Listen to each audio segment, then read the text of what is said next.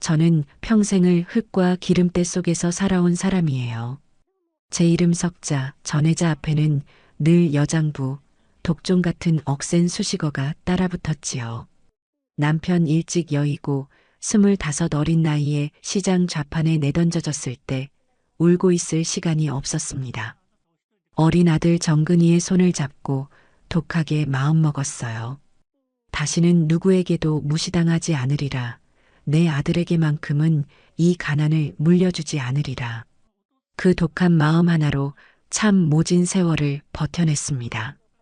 콩나물 한 봉지, 생선 한 마리를 팔아모은 돈으로 작은 가게를 얻었고 그 가게가 공장이 되고 지금의 중소기업이 되기까지 단 하루도 발 뻗고 편히 잠든 날이 없었던 것 같아요. 그렇게 제 청춘을 다 바쳐 키운 아들, 김정근. 그 애는 제 인생의 유일한 자랑이자 가장 아픈 손가락입니다. 저를 닮아 우직하고 성실하기는 한데 저와는 달리 너무 순하고 물러서 탈이었죠. 세상 험한 꼴 다 보고 산 제 눈에는 40이 넘은 아들이 아직도 물가에 내놓은 어린아이 같았어요. 사업을 물려주려 해도 자기는 경영에 소질이 없다며 연구실에 틀어박혀 자기 일에만 몰두하는 어찌 보면 답답하고 어찌 보면 참 한결같은 아들입니다. 그런 아들이 40을 훌쩍 넘기도록 장가갈 생각을 하느니 제 속은 새까맣게 타들어갔지요. 주변에서는 아들 장가 보내고 이제 좀 편히 사셔야지 하는 말을 인사처럼 건넸지만 저에게는 그게 그리 어려운 일이었습니다. 그러던 어느 날이었어요. 퇴근하고 돌아온 정근이가 저를 찾아와 머뭇거리더군요. 평소와는 다른 그 어색한 태도에 저는 직감적으로 무언가 큰일이 있음을 알아차렸습니다. 엄마, 드릴 말씀이 있어요. 무슨 일이냐? 혹시 회사에 무슨 문제라도 생겼어? 제 물음에 정근이는 손사래를 치며 얼굴을 붉혔습니다. 그 모습에 짐작이 갔어요. 올 것이 왔구나. 제발 이번에는 좀 괜찮은 인연이기를 속으로 얼마나 빌었는지 모릅니다. 아니요, 그런 건 아니고요. 저 만나는 사람이 있습니다. 그래. 저는 일부러 덤덤하게 대답했어요. 여기서 제가 호들갑을 떨면 아들이 더 부끄러워할 걸 아니까요. 찻잔을 들어 올리는 제 손이 미세하게 떨리는 걸 감추며 물었습니다.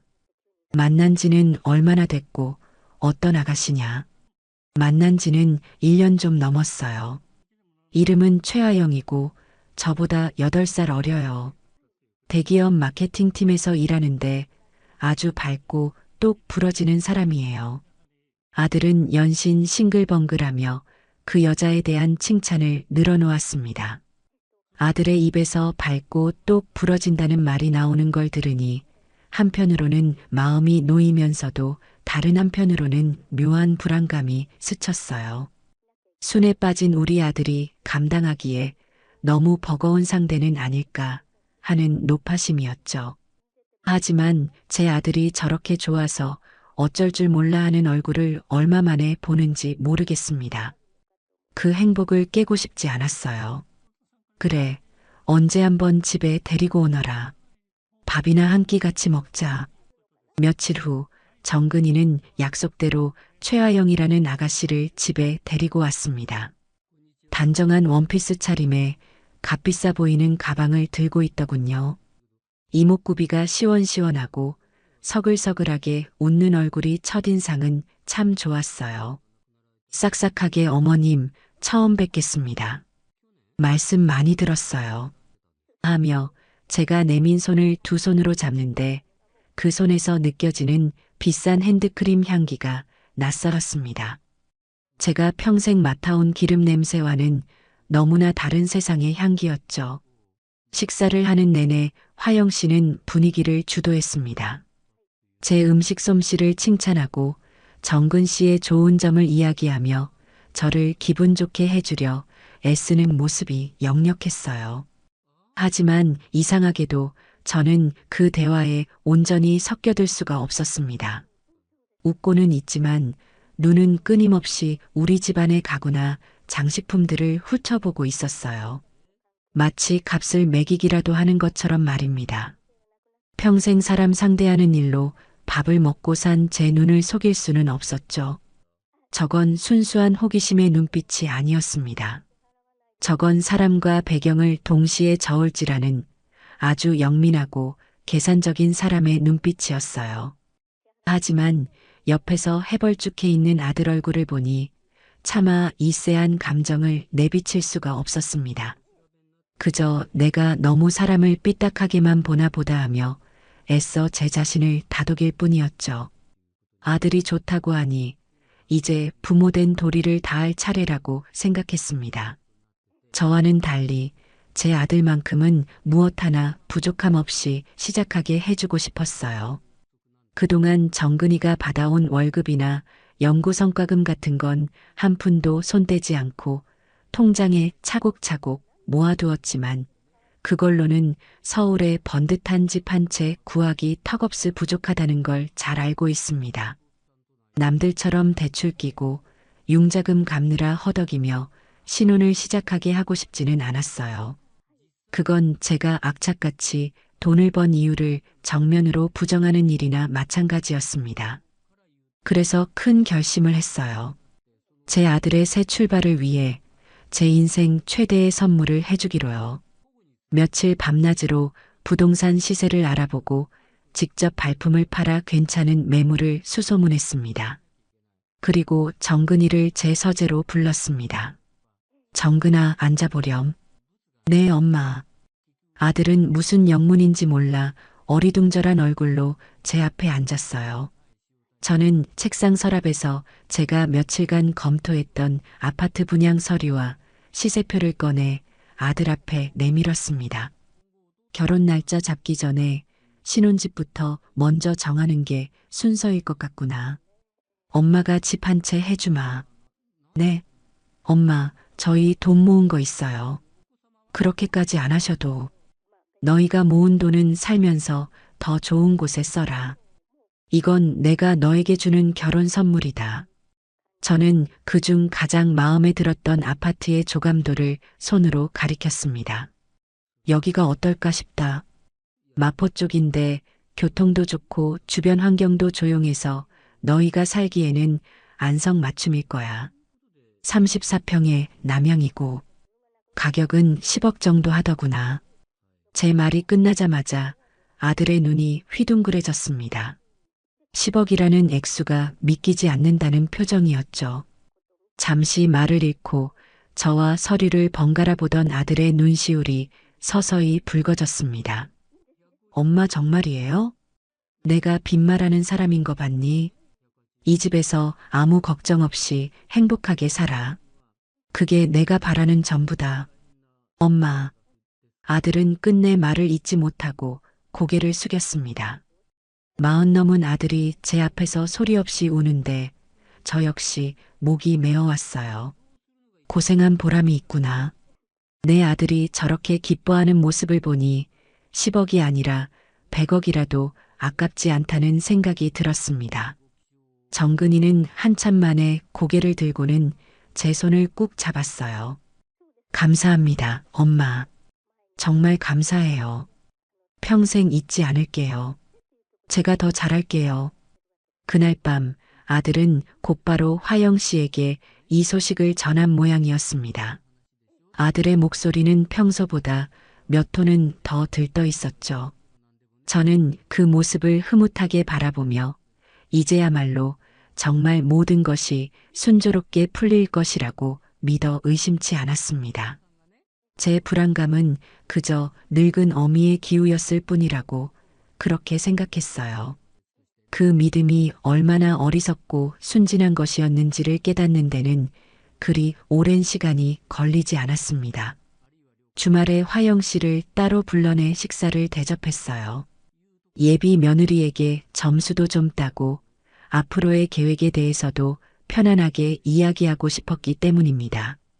최고급 한정식 집에 예약을 하고 화영 씨가 좋아한다는 와인도 한 병 주문했죠. 화영아, 편하게 불러도 되지? 앞으로는 우리도 한 가족이 될 사이잖니. 그럼요, 어머님. 편하게 대해주세요. 화영이는 상냥하게 웃으며 대답했어요. 분위기는 화기애애했습니다. 저는 정근이의 어린 시절 이야기를 해주었고, 화영이는 자기 회사에서 있었던 재미있는 에피소드들을 들려주었죠. 그러다 자연스럽게 신혼집 이야기로 화제가 옮겨갔습니다. 정근이한테 이야기는 들었겠지? 마포에 봐둔 집이 하나 있는데 조만간 같이 한번 가보자꾸나. 네, 들었어요, 어머님. 정근 씨한테 듣고 정말 깜짝 놀랐어요. 그렇게까지 큰 선물을 준비하셨을 줄은. 화영이는 두 손을 모으며 감격한 듯한 표정을 지었습니다. 저는 그 반응에 만족하며 말을 이었어요. 너희가 시작하는데 보탬이 되고 싶었을 뿐이다. 둘이 행복하게만 살면 나는 더 바랄 게 없어. 바로 그때였어요. 화영이가 와인잔을 우아하게 들어 한 모금 마시더니 아주 차분하게 마치 날씨 이야기를 하듯 툭 던지는 것이었습니다. 어머님, 그런데 혹시 대출이 조금이라도 포함된 건 아니죠? 당연히 아니겠지만 혹시나 해서요. 순간 식당 안의 모든 소음이 멎는 듯 했습니다. 제 귀를 의심했어요. 대출이라니? 10억짜리 집을 선물로 준다는 사람에게 할 소리는 아니었죠. 저는 제 표정이 굳어지는 것을 느끼며 최대한 차분하게 대답했습니다. 그런 걱정은 하지 않아도 된다. 내 이름으로 다 치를 거니까. 와, 정말이요? 다행이다. 그리고 이건 그냥 궁금해서 여쭤보는 건데요. 혹시 공동 명의로 하면 세금 문제가 많이 복잡해지려나요? 요즘은 신혼부부들이 절세 때문에 그렇게들 많이 한다고 들어서요. 웃고는 있었지만 그 눈에는 한치의 망설임도 없었습니다. 아직 상견례는커녕 결혼 날짜조차 잡지 않은 상태였어요. 그런데 벌써부터 명예 문제를 거론하다니요. 저는 그 순간 며칠 전 식탁에서 느꼈던 그쎄한 감정의 정체를 똑똑히 마주했습니다. 이 아가씨, 보통 내기가 아니구나. 아주 영악하고 자기 몫을 챙기는데 조금의 주저함도 없는 사람이구나. 저는 애써 미소를 지으며 찻잔으로 손을 뻗었습니다. 글쎄다. 그런 복잡한 문제는 나중에 생각해도 늦지 않겠지. 우선은 집부터 마음에 들어야 할 테니 더 이상 그 주제로 대화를 이어나가고 싶지 않았습니다. 화영이도 제 단호한 어조를 알아차렸는지, 아, 네. 물론이죠, 어머님. 어머님이 골라주셨는데 제가 마음에 안 들 리가 있겠어요. 라며 서둘러 말을 돌렸어요. 하지만 이미 엎질러진 물이었습니다. 그날 최고급 한정식의 그 어떤 음식도 제게는 모래알처럼 느껴졌습니다. 집으로 돌아오는 내내 저는 이 결혼 정말 괜찮은 걸까라는 질문을 수없이 되뇌어야 했습니다. 제 아들의 행복한 얼굴과 화영이의 계산적인 눈빛이 교차하며 제 머릿속을 어지럽혔어요. 폭풍이 몰려오기 전에 고요함처럼 불안한 평화가 위태롭게 저와 제 아들을 감싸고 있었습니다. 그 주 주말 저는 약속대로 아들 내외를 데리고 마포의 아파트로 향했습니다. 제 차를 운전해서 가는 내내 아들 정근이는 옆자리에서 연신 조잘거렸어요. 화영이가 얼마나 기대하고 있는지 어젯밤에는 설레서 잠도 설쳤다느니 엄마의 통 큰 선물 덕분에 어깨가 으쓱한다느니 아이처럼 들떠 있었죠. 저는 백미러로 뒷자리에 앉은 화영이를 힐끗 쳐다보았습니다. 그녀는 부드럽게 미소 지으며 창밖을 내다보고 있었지만 그 미소는 어쩐지 제 마음에 와닿지 않고 겉도는 느낌이었어요. 며칠 전 한정식집에서의 그 대화가 여전히 제 마음속에 작은 가시처럼 박혀 있었기 때문입니다. 하지만 애써 그 생각을 지웠어요. 그래, 아직 어린 아가씨니 세상 물정 몰라 그럴 수도 있지. 직접 집을 보면 생각이 달라질 거야. 저는 스스로를 그렇게 위로하며 운전대를 잡은 손에 힘을 주었습니다. 드디어 아파트 단지에 도착했습니다. 새로 지은 지 얼마 안 된 곳이라 외관부터가 아주 깔끔하고 웅장했어요. 조경도 잘 되어 있어 단지 안에 작은 공원이 있는 듯한 착각을 불러일으켰죠. 지하 주차장에 차를 세우고 엘리베이터를 타고 해당 층으로 올라가는 동안 정근이는 초등학생처럼 신이 나서 우와, 복도도 넓다. 엘리베이터도 빠르네. 하며 감탄사를 연발했습니다. 화영이는 여전히 말이 없었어요. 그저 주변을 훑어보는 그녀의 눈빛이 조금 더 날카로워졌다고 느꼈을 뿐입니다. 자, 여기가 너희 집이다. 제가 현관문 디지털 도어록의 비밀번호를 누르고 문을 열자 환한 햇살이 거실을 가득 채우고 있었습니다. 남향으로 창이 크게 나 있어 불을 켜지 않았는데도 집안 전체가 따뜻하고 밝은 기운으로 넘실거렸어요. 넓은 거실 창밖으로는 멀리 한강의 은빛 물결이 반짝이는 것이 보였습니다. 제가 이 집을 선택한 가장 큰 이유 중 하나였죠. 우와, 어머님, 진짜 좋아요. 전망이 정말 끝내주네요. 정근이가 탄성을 지르며 거실 창으로 달려갔습니다. 저는 흐뭇한 마음으로 화영이의 반응을 살폈어요. 그녀 역시 와하고 낮은 탄성을 내뱉으며 집 안으로 들어섰습니다. 표정은 분명 감탄하고 있는 것 같았어요. 그래, 이 정도면 마음에 안 들 수가 없지. 저는 안도의 한숨을 내쉬었습니다. 한번 둘러보렴. 방도 3개고 화장실도 2개라 둘이 살기에는 넉넉할 거다. 정근이는 신이 나서 화영이의 손을 잡아 끌며 안방부터 구경하기 시작했습니다. 저는 거실 소파 자리에 잠시 서서 두 사람의 모습을 지켜보았어요. 안방은 부부 침실로 쓰기에 충분히 넓었고 안쪽에는 샤워부스가 딸린 아담한 부부 욕실과 제법 큰 드레스룸 공간까지 마련되어 있었습니다. 화영아, 여기 봐. 드레스룸도 엄청 넓어. 당신 옷 다 걸어도 자리가 남겠는데? 정근이의 들뜬 목소리가 들려왔습니다. 잠시 후 화영이의 차분한 목소리가 뒤따랐죠. 그러게. 좋네. 근데 오빠 침대를 킹사이즈로 놓으면 내가 사고 싶었던 안마의자는 놓을 자리가 좀 애매하겠다. 그치? 순간 거실에 따뜻했던 공기가 미묘하게 식는 기분이었습니다. 분명 좋은데 그런데 라는 토를 다는 화법. 저는 못 들은 척 주방 쪽으로 걸음을 옮겼습니다.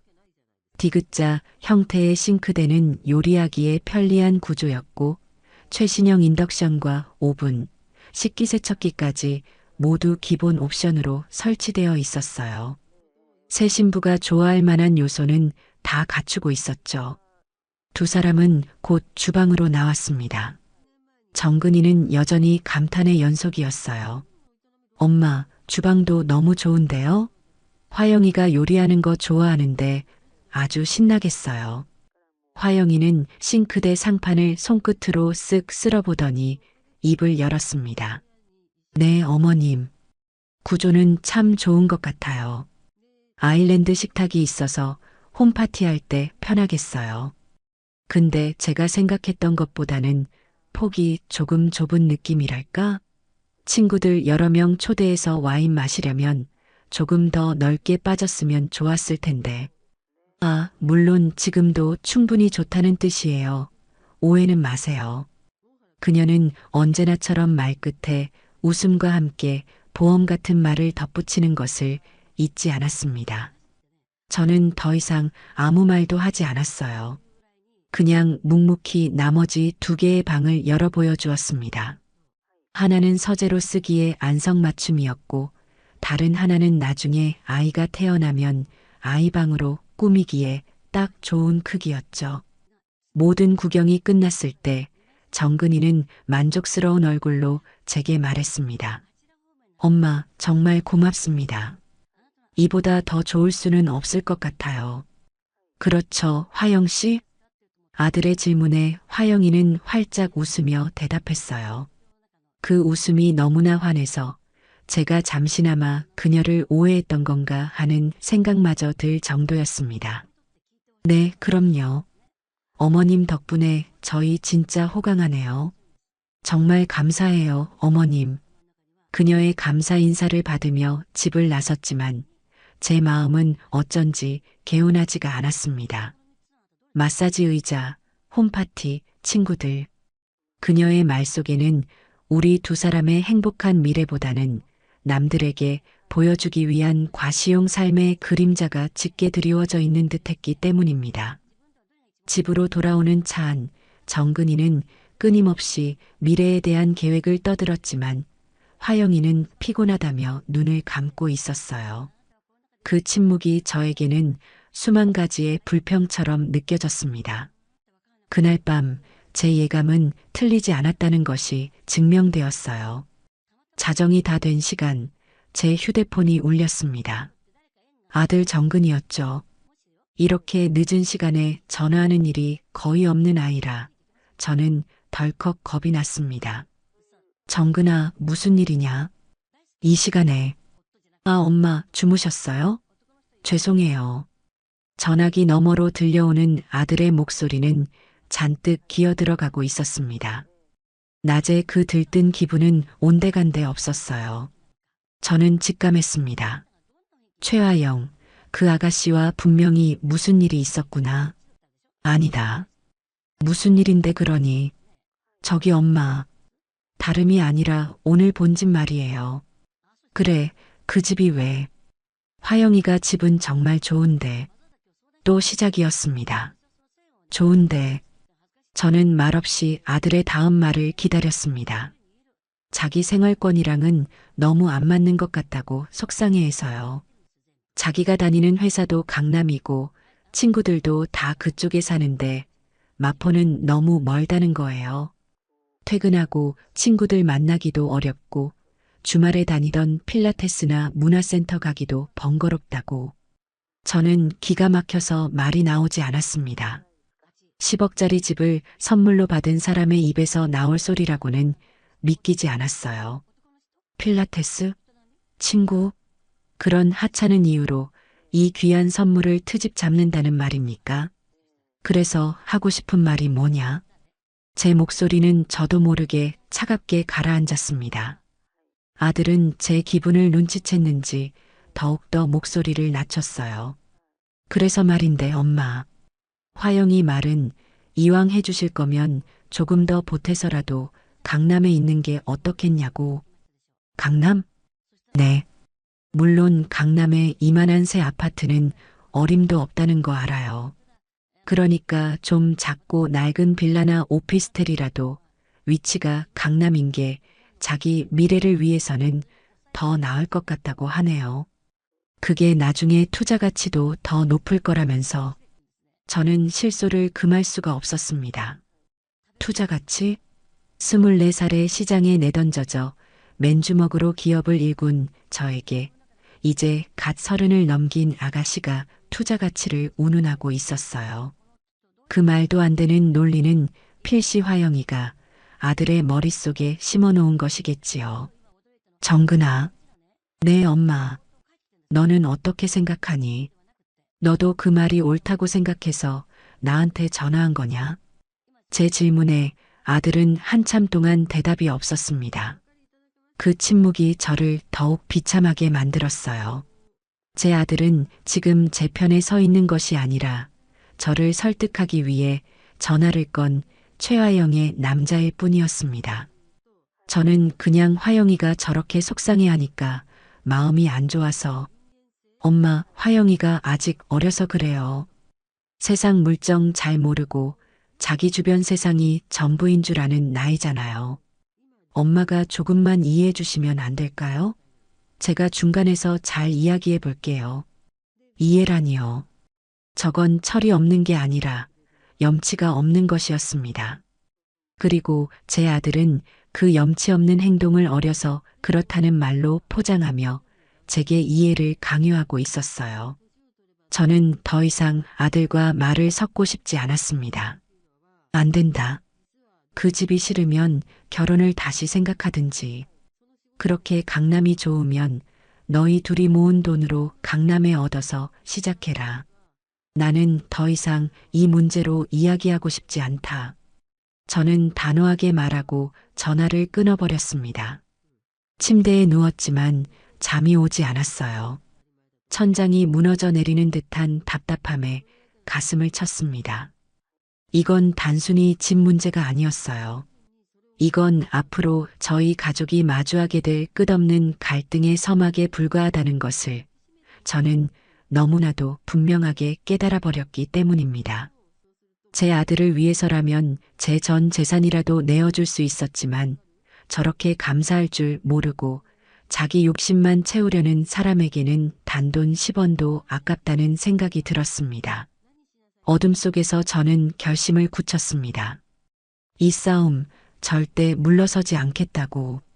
제 아들의 눈을 뜨게 하기 위해서라도 저는 독한 엄마가 되어야만 했습니다. 그날 밤 마포 아파트의 환한 햇살과 한강의 아름다운 전망은 제 기억 속에서 차갑고 잔인한 풍경으로 변화버리고 말았어요. 강남 타령으로 시끄러웠던 그날 밤 이후 며칠간 아들에게서는 아무런 연락이 없었습니다. 아마 제 단호한 태도에 충격을 받았거나 혹은 최아영과 저 사이에서 이러지도 저러지도 못하고 전전긍긍하고 있겠지요. 저는 일부러 아들에게 먼저 연락하지 않았습니다. 이럴 때일수록 제가 중심을 잡고 흔들리지 않는 모습을 보여줘야 한다고 생각했어요. 만약 이 문제로 제가 물러서는 선례를 남긴다면 앞으로 저들은 제 머리 꼭대기에 앉아 사사건건 더한 것을 요구해 올 것이 뻔했습니다. 그렇게 냉정과도 같은 시간이 흐르던 주말 아침이었어요. 정근이가 헬쑥한 얼굴로 저를 찾아왔습니다. 며칠 사이 마음고생이 심했는지 얼굴이 반쪽이 되어 있더군요. 그 모습을 보니 어미로서 마음이 아팠지만 저는 짐짓 모르는 척 차갑게 물었습니다. 무슨 일이냐? 엄마 화영이가 잘못했다고 해요. 아들은 제 눈치를 살피며 말문을 열었습니다. 자기가 너무 철없이 굴었다고요. 어머님께서 어렵게 마련해 주신 선물인데 자기 생각만 하고 투정 부린 것 같다고 많이 반성하고 있어요. 마포 아파트 정말 감사한 마음으로 받겠다고 전해달래요. 저는 아무 대꾸도 하지 않았습니다. 그 말이 진심이라고는 조금도 믿기지 않았기 때문이에요. 분명 제게서 더 이상 얻어낼 것이 없다고 판단하자 일단 한 발 물러서는 척하는 것이겠지요. 제 침묵에 아들은 더욱 조급해졌습니다. 엄마, 정말이에요. 화영이가 저한테 울면서 사과했어요. 엄마 마음 상하게 해드려서 너무 죄송하다고. 그러니까 엄마도 이제 화 푸세요. 네. 아들이 제 팔을 잡고 애원하듯 말하는데 차마 매정하게 뿌리칠 수가 없었습니다. 아들이 저렇게까지 나오는데 어쩌겠어요. 저는 못 이기는 척 고개를 끄덕였습니다. 알았다. 그렇게까지 생각한다니 나도 더는 문제 삼지 않으마. 제 허락이 떨어지자 아들의 얼굴에 그제야 화색이 돌았습니다. 저는 그 길로 부동산에 연락해 아파트 계약을 마무리 지었습니다. 수억 원의 돈이 오가는 계약서에 도장을 찍으면서도 마음 한구석의 찜찜함은 가시지를 않았어요. 마치 함정 속으로 제 발로 걸어 들어가는 기분이었습니다. 며칠 뒤 저는 아들을 불러 아파트 현관 키와 등기권리증을 건넸습니다. 이제부터는 너희 집이다. 필요한 가구나 가전제품들 목록 뽑아서 가져오너라. 그것까지는 내가 해주마. 엄마, 정말 감사합니다. 이 은혜를 어떻게 다 갚죠? 아들은 감격에 겨워 제 손을 부여잡았습니다. 저는 그 손을 토닥이며 말했어요. 은혜는 무슨, 너희 둘이 행복하게 사는 게 갚는 거다. 화영이랑 시간 날 때 집에 가서 필요한 것들 사이즈도 재고 어떻게 꾸밀지 구상도 해보렴. 그것이 제 실수였습니다. 그들에게 꾸밀 시간을 준 건 말입니다. 저는 그저 벽지 색깔을 고르거나 가구 배치를 상상하는 정도의 소소한 즐거움을 누리라는 뜻이었어요. 하지만 최화영이라는 여자의 생각은 제 상상을 아득히 뛰어넘는 수준이었습니다.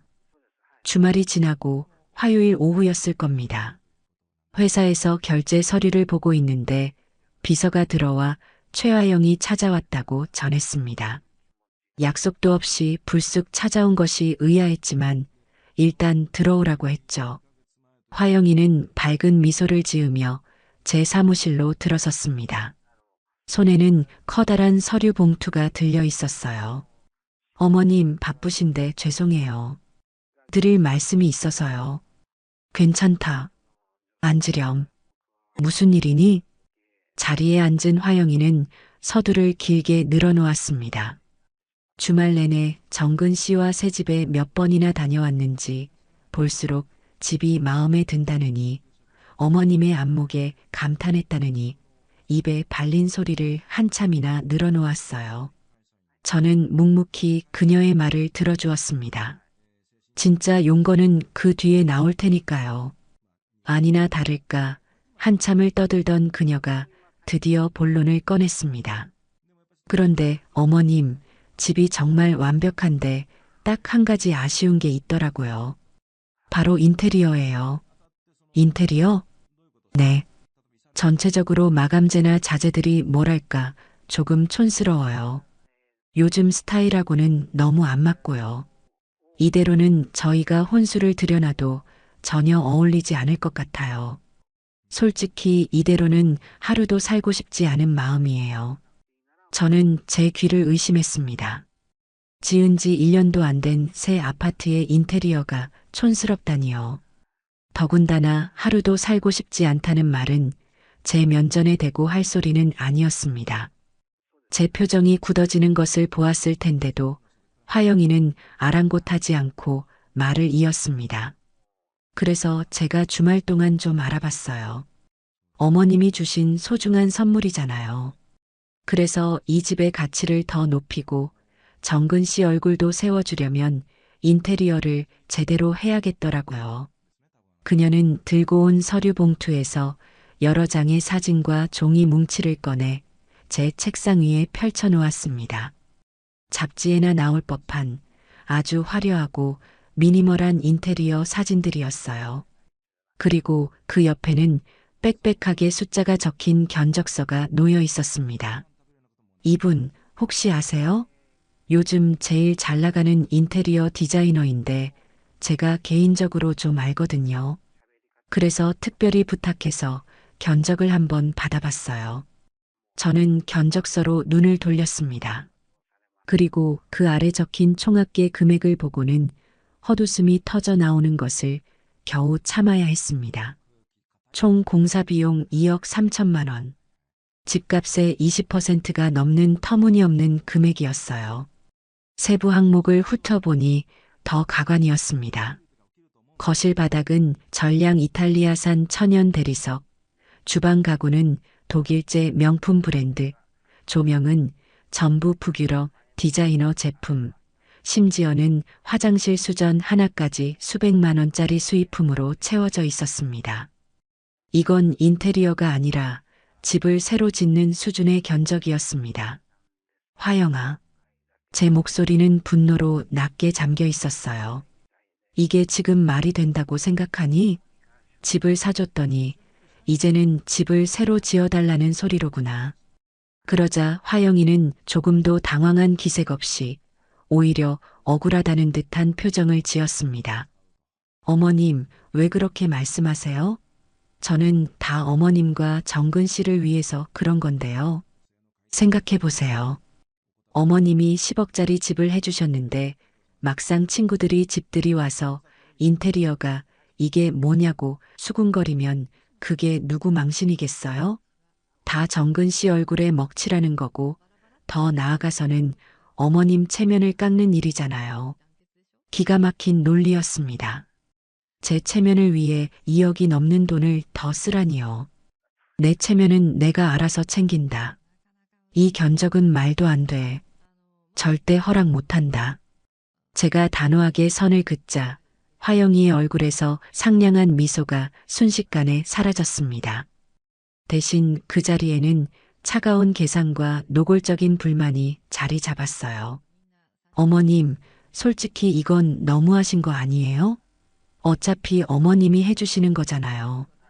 이왕 시작하신 거 기분 좋게 마무리해 주시면 어디 덧나나요? 제가 이 집에 들어가서 평생 살 건데 제 마음에 쏙 들게 하고 싶은 게 그렇게 큰 욕심이에요? 드디어 본심이 튀어나왔습니다. 어차피 당신 돈이니까. 그 한마디에 모든 것이 담겨 있었죠. 이 여자에게 제 돈은 눈먼 돈, 공짜 돈에 불과했던 겁니다. 저는 자리에서 벌떡 일어났습니다. 더 이상 이 여자와 한 공간에 앉아 숨 쉬고 싶지도 않았어요. 나가거라. 네. 당장 내 사무실에서 나가. 그리고 그 견적서도 가지고 가. 나는 단 한 푼도 내줄 수 없으니 그렇게 알 거라. 제 섯을 퍼런 기세에 화영이도 주춤하는 듯 했습니다. 그녀는 얼굴이 벌개져서 자리에서 일어나더니 책상 위의 서류들을 신경질적으로 가방에 쓸어 담았습니다. 그리고는 제게 쏘아붙이더군요. 좋아요. 이 문제는 저 혼자 결정할 일이 아니네요. 정근 씨랑 그리고 저희 부모님이랑 다시 상의해서 연락드릴게요. 그 말은 곧 자기 부모까지 이 싸움에 끌어들이겠다는 선전포고였습니다. 그녀는 쾅 소리가 나게 문을 닫고 나가버렸고 저는 한동안 그 자리에 망부석처럼 서 있어야 했습니다. 가슴속에서 뜨거운 불덩이가 치밀어 올랐습니다. 이건 단순히 돈 문제가 아니었어요. 이건 제 아들과 제 인생, 그리고 제가 평생을 바쳐 이룩한 모든 것에 대한 모독이었습니다. 이제 이 결혼은 돌이킬 수 없는 강을 건넜다는 것을 직감했습니다. 남은 것은 이 지긋지긋한 싸움을 어떻게 끝내느냐 하는 문제뿐이었어요. 최하영이 제 사무실에서 선전포고를 하고 나간 뒤 집안의 공기는 그야말로 살얼음판 같았습니다. 아들 정근이는 제 눈치와 약혼녀의 성화 사이에서 샌드위치가 되어 안절부절 못하는 게 눈에 보였죠. 저녁 식탁에서도 밥알만 씹을 뿐 저와 눈도 제대로 마주치지 못했습니다. 그런 아들의 모습을 보니 화가 나다가도 한편으로는 측은한 마음이 드는 것을 어쩔 수가 없었어요. 저 순에 빠진 것이 저 여우 같은 계집에게 단단히 홀려 있구나 싶어서요. 예상대로 며칠 지나지 않아 모르는 번호로 전화가 한 통 걸려왔습니다. 전화를 받자마자 아주 교양 있는 척 꾸민 목소리가 흘러나왔어요. 사부인, 안녕하세요. 저 화영이 엄마입니다. 올 것이 왔구나. 저는 속으로 혀를 차며 최대한 감정을 숨기고 대답했습니다. 아, 예비 사부인이시군요. 처음 인사드립니다. 어머, 그러게요. 저희가 먼저 찾아뵈었어야 했는데 결례를 범했습니다. 다름이 아니라 저희 화영이에게 이야기를 대충 전해들었어요. 아이들 인테리어 문제로 사부인께서 마음이 좀 상하셨다고요. 오해가 있으신 것 같아서요. 저희가 한번 찾아뵙고 정식으로 인사도 드리고 차분히 말씀 나누면 어떨까 합니다. 목소리는 더없이 부드러웠지만 그 내용은 내 딸 이야기만 듣지 말고 내 이야기도 한번 들어보시라는 압박이었습니다.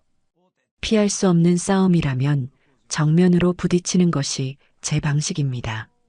저는 흔쾌히 그러자고 대답했고 다음 날 한 호텔의 라운지에서 만나기로 약속을 잡았어요. 약속 장소에 나가보니 예비 사돈 내외가 먼저 와서 기다리고 있었습니다. 예비 사부인은 머리부터 발끝까지 값비싼 명품으로 치장하고 있었고 옆에 앉은 예비 사돈은 두툼한 손목에 번쩍이는 금장 시계를 차고 있더군요. 그들의 행색만 보아도 어떤 사람들인지 대충 짐작이 갔습니다. 아이고, 사부인. 이렇게 직접 나와주시고 정말 감사합니다. 저희가 진작에 찾아뵙고 인사드렸어야 했는데. 예비 사부인이 호들갑을 떨며 제 손을 잡았습니다. 저는 가벼운 목례로 인사를 대신하고 자리에 앉았어요. 본격적인 탐색전이 시작되었습니다. 예비 사돈 부부는 제 사업 규모를 넌지시 떠보기도 하고 제가 사는 동네의 시세를 묻는 등 교묘하게 제 재산을 가늠하려는 질문들을 던졌습니다. 저는 그들의 의도를 꿰뚫어 보고 있었기에 두루뭉술하게 대답하며 상황을 지켜봤어요. 한참을 그렇게 빙빙 돌려 말하던 예비 사부인이 드디어 본론으로 들어왔습니다. 사부인, 다름이 아니라 우리 화영이 집 문제 말이에요. 애가 아직 어려서 사부인께 말을 너무 직설적으로 했나 봐요. 사부인께서 오해하실 만도 해요. 호호. 웃음소리가 귀에 거슬렸습니다. 하지만 사부인, 그게 다 사부인 좋으시라고 그런 거 아니겠어요? 요즘 젊은 사람들 집들이 할 때 친구들 불러서 얼마나 뽐내고 싶어 하겠어요. 그때 집 인테리어가 후줄근하면 어머, 시댁에서 10억짜리 집 해줬다더니 속은 엉망이네 하고 뒤에서 수군거릴 게 뻔해요. 그게 다 정근이 체면 깎는 일이고 나아가서는 사부인 명성에 흠집 내는 일 아니겠어요? 우리 화영이가 생각이 깊어서 거기까지 내다보고 그런 거예요. 딸과 어쩜 그리 토씨 하나 다르지 않은 논리를 펼치는지 모전여전이라는 말이 실감이 났습니다. 사부인. 그래서 말인데 인테리어 비용은 사부인께서 흔쾌히 좀 내주시는 게 모양새가 좋을 것 같습니다. 원래 다들 그렇게 해요. 남자가 집 해오면 여자가 그에 걸맞게 혼수 채워넣고 집 꾸미는 건 시댁에서 지원해 주는 게 요즘 트렌드랍니다. 저는 찻잔을 내려놓고 그 여자의 얼굴을 똑바로 쳐다봤습니다. 요즘 트렌드는 잘 모르겠습니다만 제 상식으로는 이해가 잘 안 가는군요. 제 아들 체면은 제가 알아서 챙길 테니 그 걱정은 안 하셔도 좋습니다. 인테리어는 기존 상태로도 충분히 훌륭하니 더 이상의 지원은 어렵겠습니다. 제 단호한 거절에 예비 사부인의 얼굴에서 가식적인 미소가 옅어졌습니다. 옆에 있던 예비 사돈이 헛기침을 하며 대화에 끼어들었죠. 허허, 사부인. 너무 그렇게 딱 잘라 말씀하시니 저희가 좀 서운합니다. 저희도 귀한 딸 자식 남의 집에 보내는 입장 아니겠습니까? 이왕 시작하는 거 부족함 없이 시작하게 해주고 싶은 게 부모 마음이지요. 그가 부모 마음을 운운하는 순간 저는 이 대화가 인테리어에서 끝나지 않을 것임을 직감했습니다. 아니나 다를까 예비 사부인이 능숙하게 화제를 돌렸어요. 그래요, 사부인. 인테리어 문제는 천천히 다시 이야기하기로 하고요.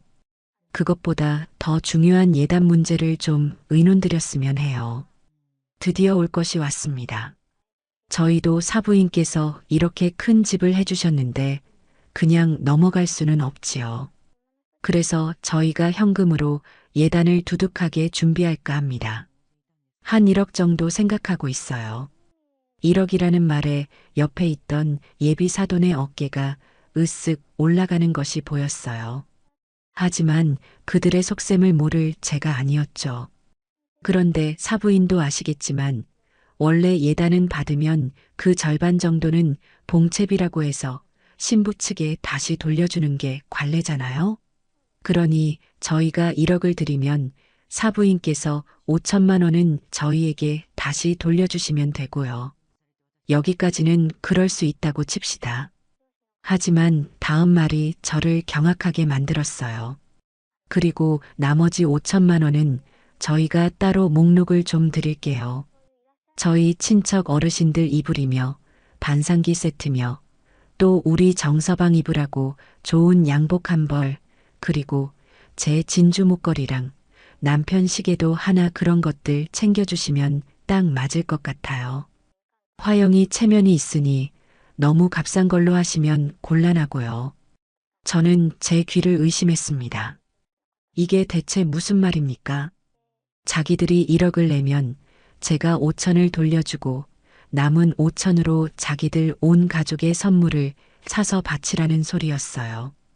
결국 제 돈으로 예단을 받고 제 돈으로 선물을 사서 자기들은 생색만 내겠다는 그야말로 날강도 같은 신보가 아니고 무엇이겠습니까? 기가 막혀서 말이 나오지 않았습니다. 얼굴이 분노로 벌겋게 달아오르는 것이 느껴졌어요.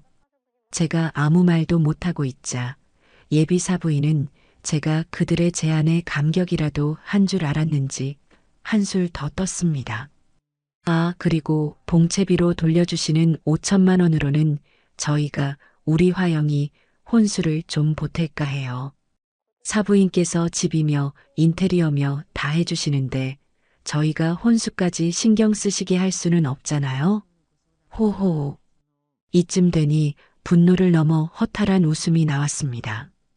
그때 제가 미리 연락해 두었던 아들 정근이가 라운지 안으로 들어왔습니다. 이 모든 대화가 오가는 현장을 제 아들이 직접 봐야 한다고 생각했기 때문이었죠. 정근이는 어색하게 인사를 하고 제 옆자리에 앉았습니다. 예비 사돈 내외는 마치 약속이라도 한 듯 방금 전의 대화를 정근이에게 다시 한번 설명하기 시작했습니다. 저는 이 모든 연극의 클라이맥스를 위해 아들에게 직접 물었습니다. 정근아, 방금 하신 말씀들 다 들었지? 자네 생각은 어떠니? 이 제안이 합리적이라고 생각하느냐? 모든 시선이 제 아들에게로 쏠렸습니다.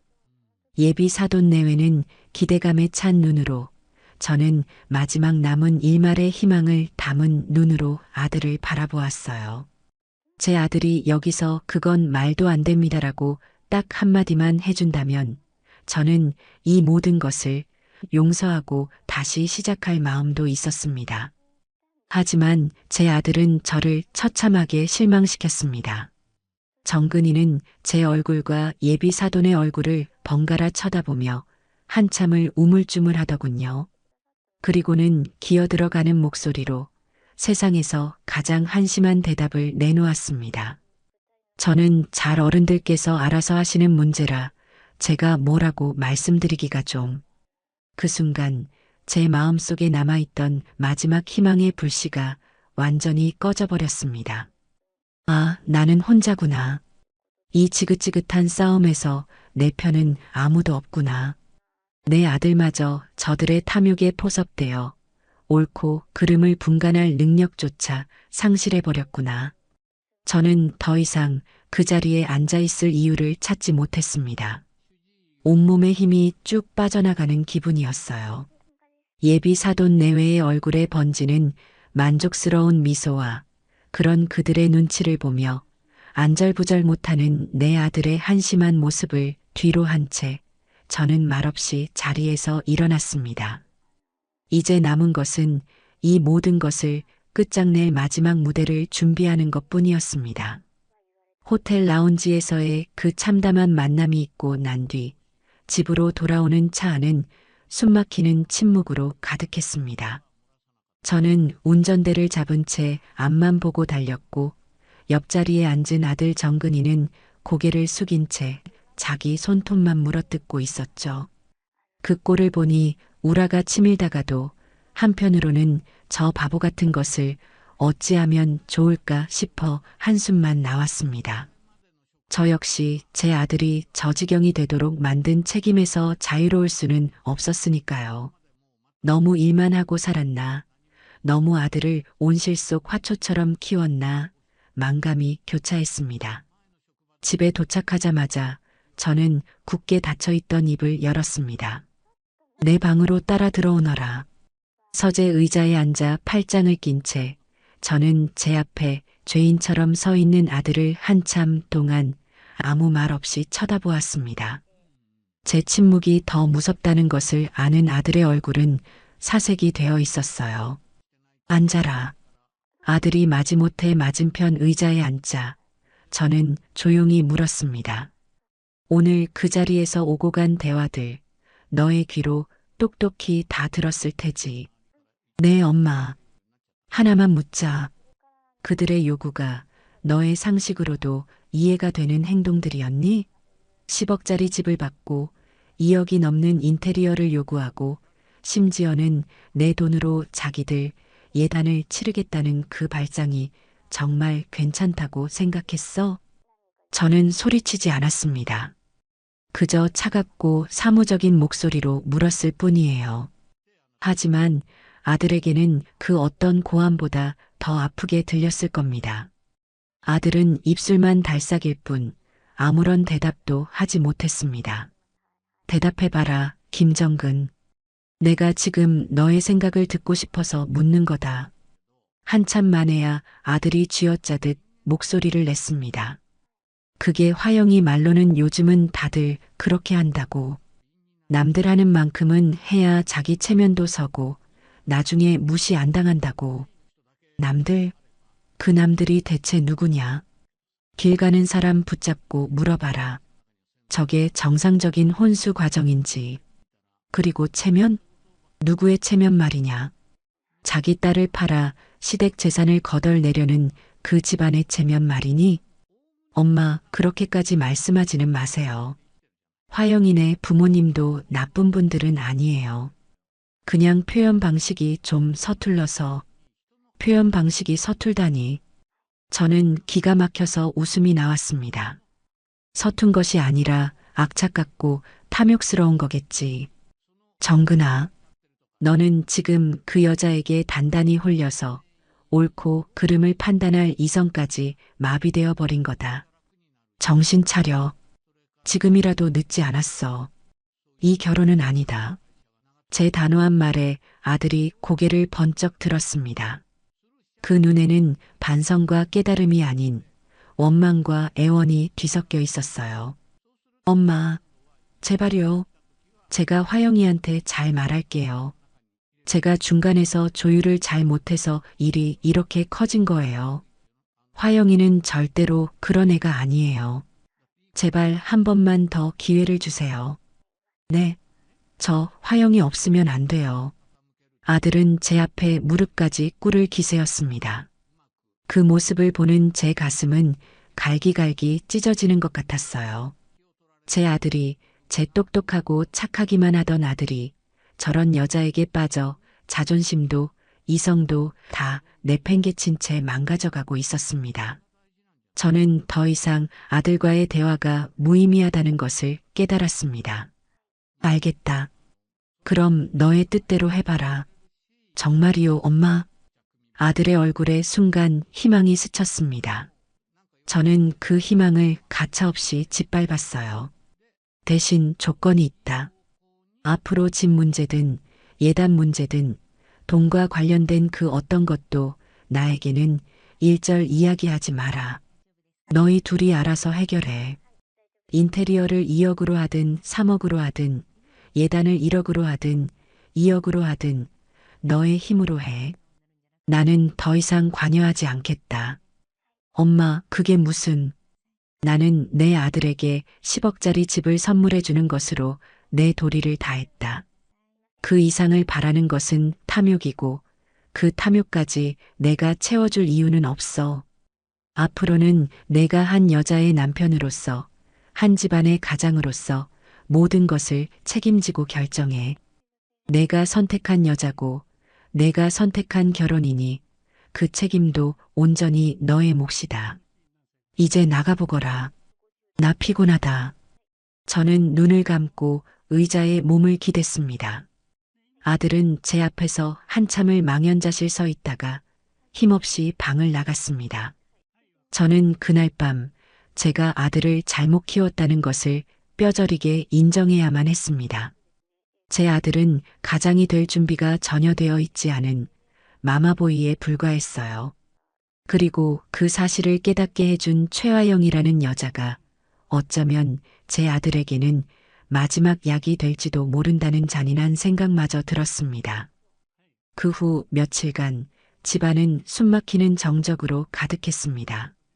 저는 회사 일에만 몰두했고 아들은 저를 피해 다니기 바빴죠. 그 사이 무슨 일이 오고 갔는지 아들의 얼굴은 날이 갈수록 어두워졌습니다. 아마도 자기 능력으로는 약혼녀의 요구를 들어줄 수 없다는 현실을 깨닫고 있겠지요. 그러던 어느 날 오후 제 오랜 친구이자 저처럼 맨손으로 시작해 성공한 사업가인 박선주 사장에게서 전화가 왔습니다. 박 사장은 다짜고짜 제게 안부를 묻더군요. 전 사장, 별일 없고? 요즘 아들 결혼 준비로 바쁘겠다. 바쁘긴. 골치 아픈 일만 많다. 제 푸념에 박 사장이 조심스럽게 입을 열었습니다. 혹시 예비 며느님하고 무슨 일 있었어? 그건 왜 묻나? 아니 내가 괜한 소리 하는 건가 모르겠는데 우리 딸애가 오늘 나한테 뭘 하나 보여주더라고. 요즘 애들 하는 SNS라는 거 있잖나. 거기에 전 사장 며느리가 될 아가씨가 올린 글이라는데 내용이 좀 그렇더라고.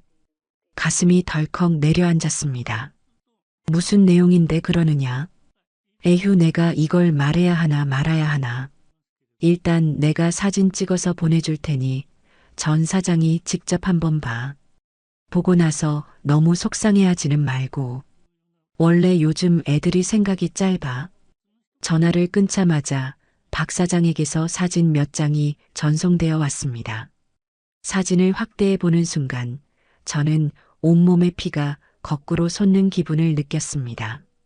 그것은 최화영의 SNS 계정을 캡처한 것이었어요. 친구들만 볼 수 있게 설정된 비공개 게시물이었습니다. 배경사진은 고급스러운 레스토랑에서 와인잔을 들고 있는 본인의 사진이었고 그 아래에는 이렇게 적혀 있었습니다. 산은 너무라고 있는 거라지만 어떤 산은 그냥 거대한 벽일 뿐. 소통하려는 노력이 메아리 없는 외침이 될 때. 답답, 고구마 100개, 꼰대, 시월드 입성, 소통 불가, 돈이 전부는 아닌데 결혼 참 힘들다. 저는 손을 부들부들 떨며 화면을 노려보았습니다. 꼰대? 소통 불가? 제가 제 아들을 위해 10억짜리 집을 해주고 그들의 끝없는 탐욕을 참아내고 있는 동안 저 계집애는 뒤에서 저를 이렇게 조롱하고 있었던 겁니다. 돈이 전부는 아닌데 라는 해시태그는 위선의 극치였어요. 돈 때문에 이 모든 사단을 일으킨 장본인이 할 소리는 아니었죠. 저는 당장 아들을 불러 이 사진을 눈앞에 내던지고 싶었지만 가까스로 이성을 붙잡았습니다. 지금 감정적으로 폭발하는 것은 저 계집애의 의도에 말려드는 것일 뿐입니다. 저를 감정적이고 소통 불가능한 꼰대로 만들어 아들 앞에서 자신의 행동을 정당화하려 하겠죠. 저는 그렇게 어리석게 놀아나고 싶지 않았습니다. 저는 조용히 그 사진들을 제 컴퓨터에 저장했습니다. 이것은 이제 저의 무기가 될 것이었습니다. 이틀 뒤 저는 비서를 통해 최하영이에게 연락했습니다. 결혼 준비 과정에서 의논할 것이 있으니 내일 오후에 잠시 회사로 와달라. 고요. 다음 날 약속된 시간에 최하영이 의기양양한 표정으로 제 사무실에 나타났습니다. 아마도 제가 백기를 들고 인테리어 비용이나 예단 문제를 타결하려 한다고 생각했겠지요. 어머님 부르셨다고요. 저는 말없이 제가 출력해둔 SNS 캡처 사진을 그녀의 앞에 내밀었습니다. 사진을 본 최하영의 얼굴이 순식간에 하얗게 질렸습니다. 이게 뭐예요? 내가 묻고 싶은 말이구나. 이게 무엇이냐? 소통 불가 꼰대에게 직접 한번 설명해 보렴. 최하영의 눈동자가 파르르 떨렸습니다. 처음에는 발뺌을 하더군요. 어머님, 이거 제 계정 아니에요. 누가 저를 모함하려고.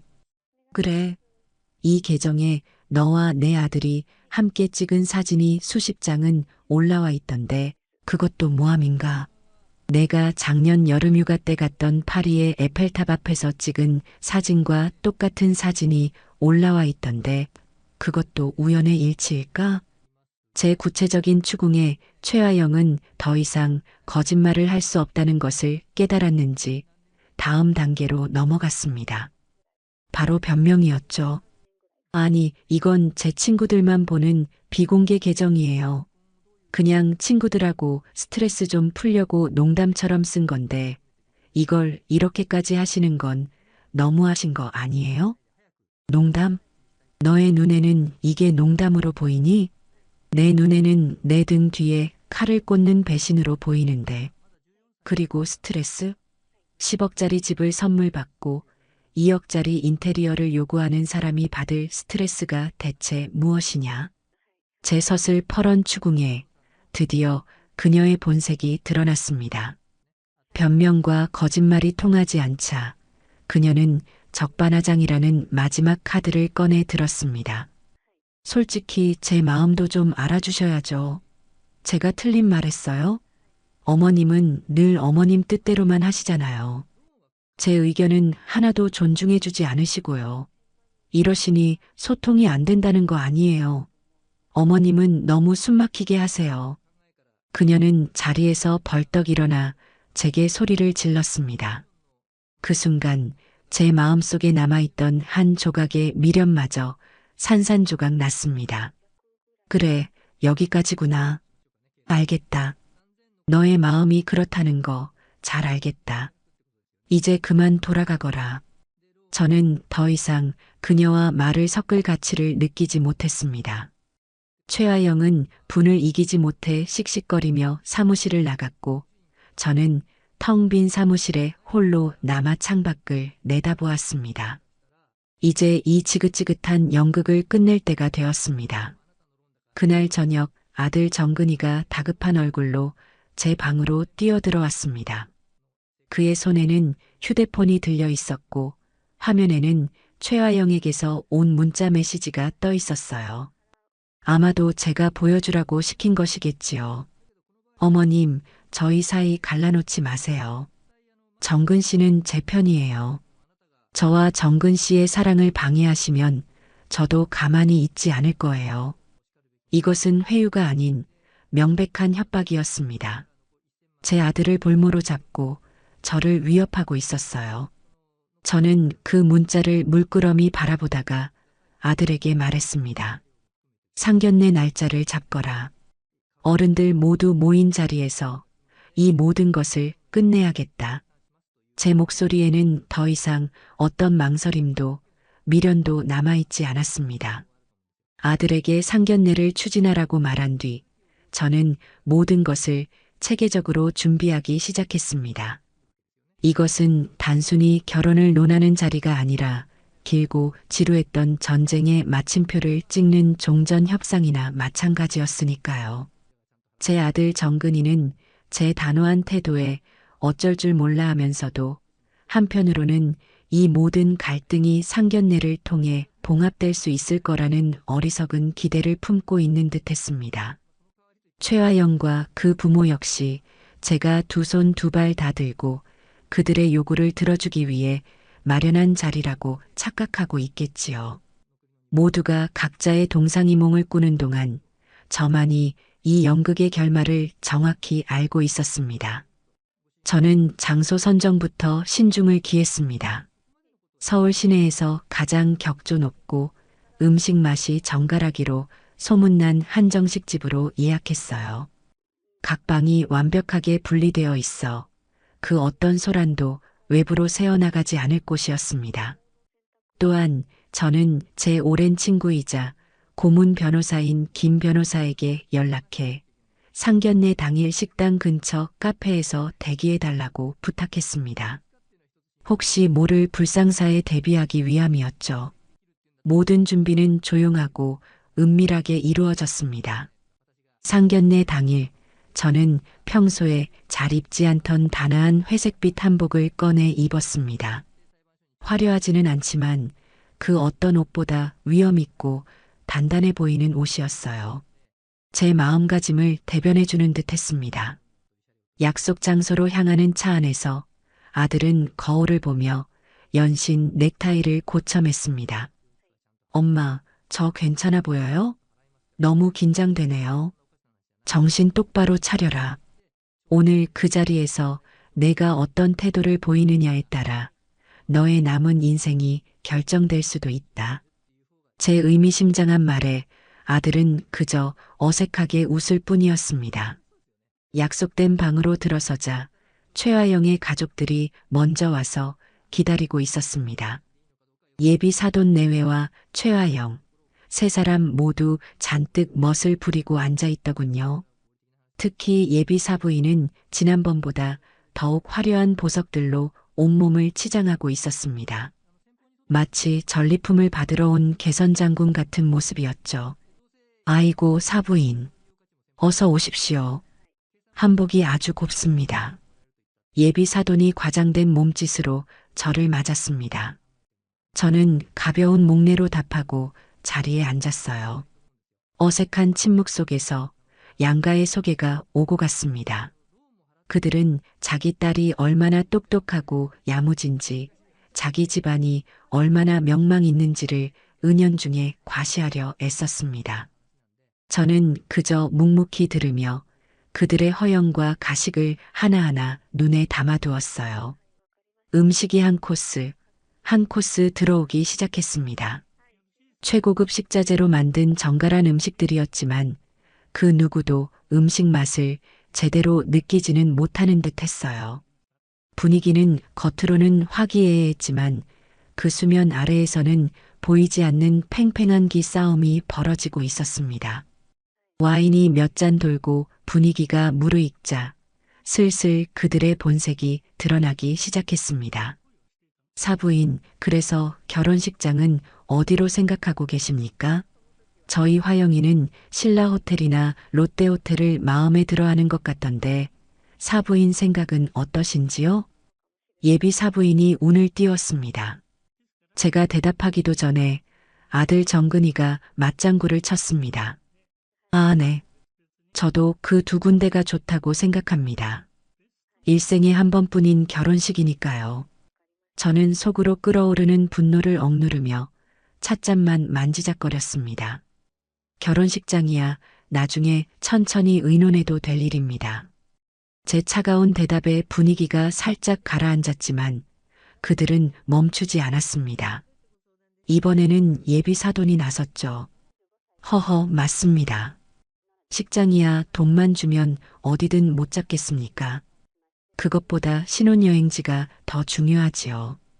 요즘 젊은이들은 기본이 몰디브나 유럽으로 2주 이상은 다녀온다면서요? 우리 정서방이 워낙 바빠서 시간이 될지 모르겠습니다.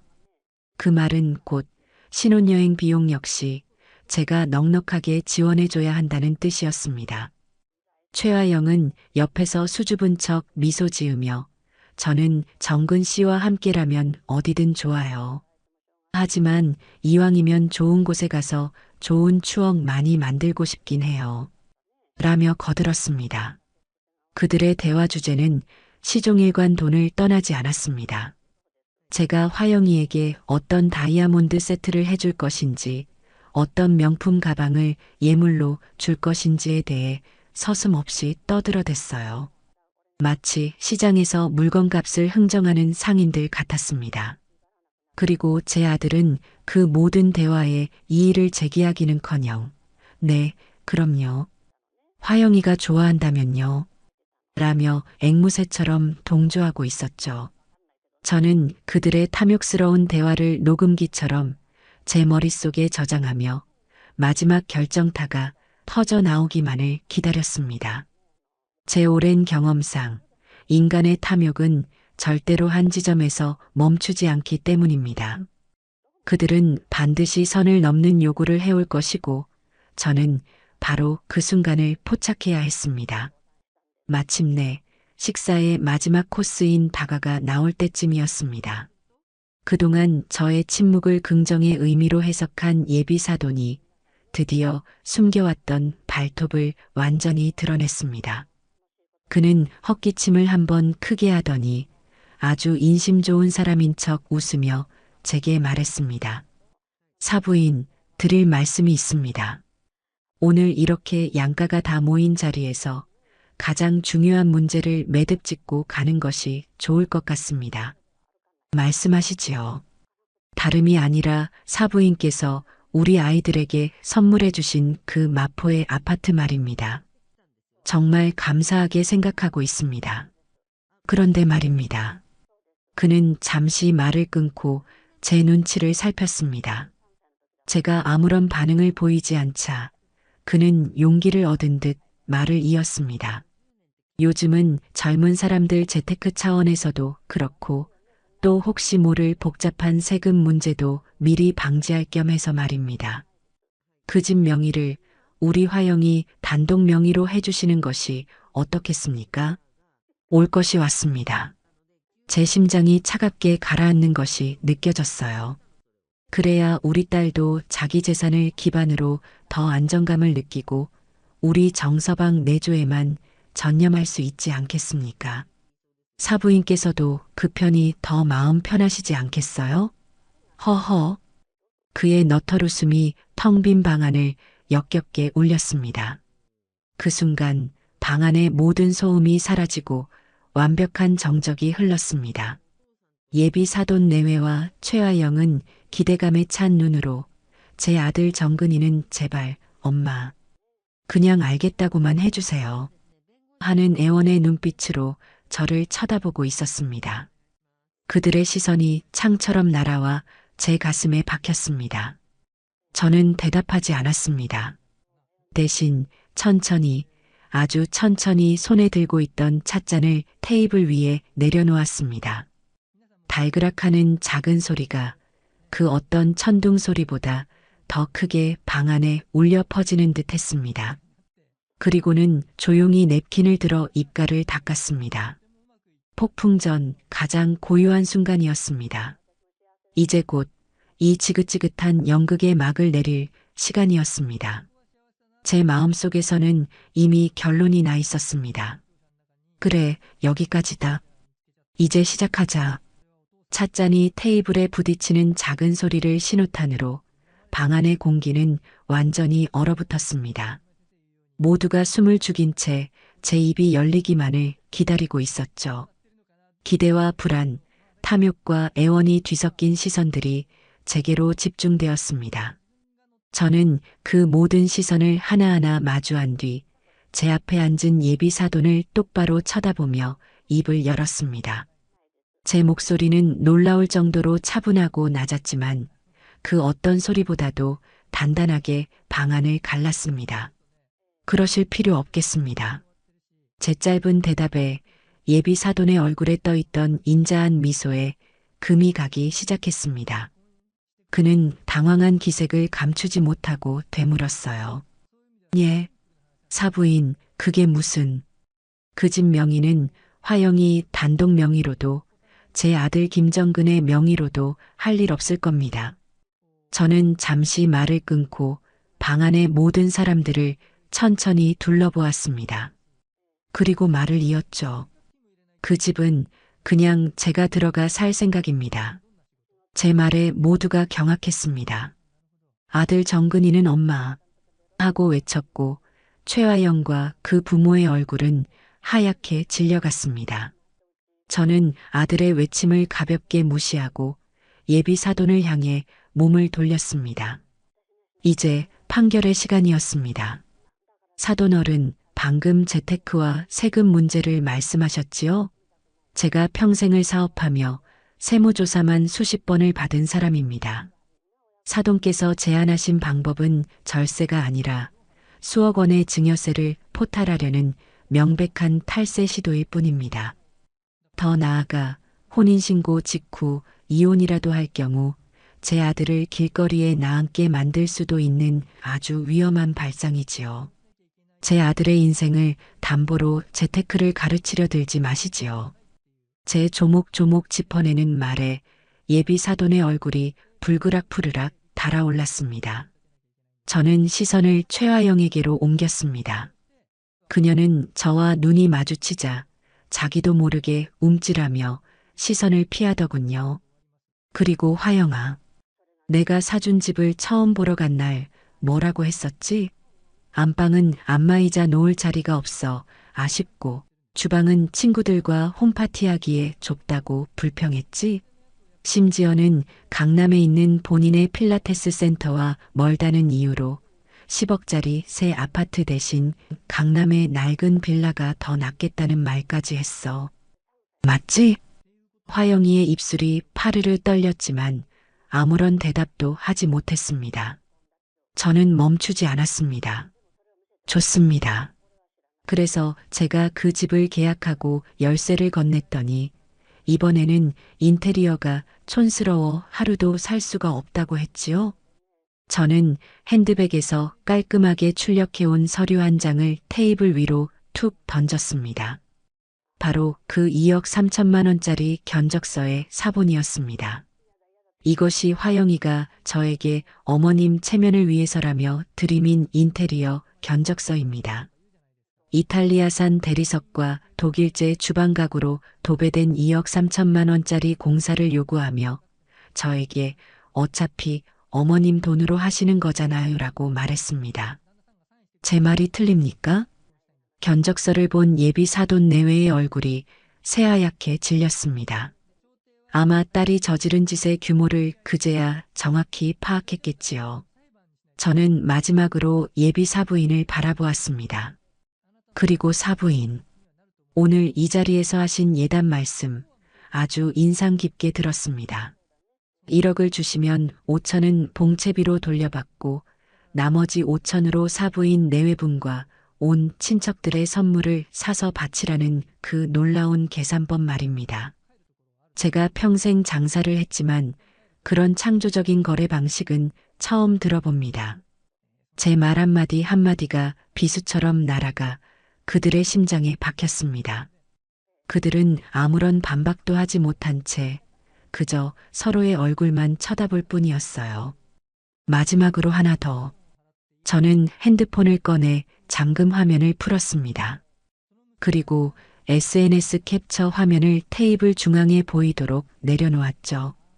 이것은 화영이가 SNS에 올린 글입니다. 소통 불가 꼰대, 답답한 10월드라며 저를 조롱하고 있군요. 제가 이 모든 것을 참고 인내하는 동안 뒤에서는 이렇게 제 등 뒤에 칼을 꽂고 있었습니다. 그 순간 모든 것이 끝났다는 것을 모두가 알았습니다. 완전한 침묵 속에서 코너에 몰린 최화영이 드디어 이성을 잃고 폭발했습니다. 그녀는 자리에서 벌떡 일어나 테이블을 손으로 내리치며 비명을 질렀습니다. 그래서요. 그게 뭐 그렇게 잘못됐어요? 제가 틀린 말 했냐고요. 요즘 결혼 다 이렇게 해요. 다들 이 정도는 받고 이 정도는 하고 산다고요. 어머님 세대랑은 다르단 말이에요. 평생 돈만 알고 사신 어머님이 뭘 아세요? 그녀의 입에서 돈만 알고 사신이라는 말이 나오는 순간 저는 오히려 마음이 편안해졌습니다. 그래, 저것이 저 여자의 본 모습이었구나. 그 추하고 천박한 민낯을 제 아들을 포함한 모두의 앞에서 드러내주니 차라리 고마울 지경이었어요. 저는 소리 지르는 그녀를 무시하고 조용히 자리에서 일어났습니다. 그리고 넋이 나간 채 앉아있는 제 아들, 정근이를 내려다보았습니다. 제 목소리는 더없이 차갑고 단호했습니다. 오늘 이 자리를 통해 확실히 알게 되었구나. 나는 내 아들을 장가 보내려 한 것이지 내 평생의 노력을 담보로 아들을 팔아넘기려 한 것이 아니다. 저는 방 안의 모든 사람들을 향해 선언했습니다. 나는 내 아들이 한 여자의 남편이 되어 행복한 가정을 꾸리길 바랐지 탐욕스러운 날강도 때의 영원한 현금 지급기가 되기를 바라지 않았습니다. 그리고 마지막으로 제 아들을 향해 명령했습니다. 김정근, 일어나라. 아들은 망연자실한 눈으로 저를 올려다보았습니다. 이 결혼 오늘 이 시간부로 없던 걸로 한다. 저는 그 말을 끝으로 단 한 치의 미련도 없이 몸을 돌려 방문을 향해 걸어갔습니다. 뒤에서 사부인, 어머님, 잠깐만요. 하고 외치는 소리와 접시가 깨지는 듯한 소란이 들려왔지만 저는 단 한 번도 뒤돌아보지 않았습니다.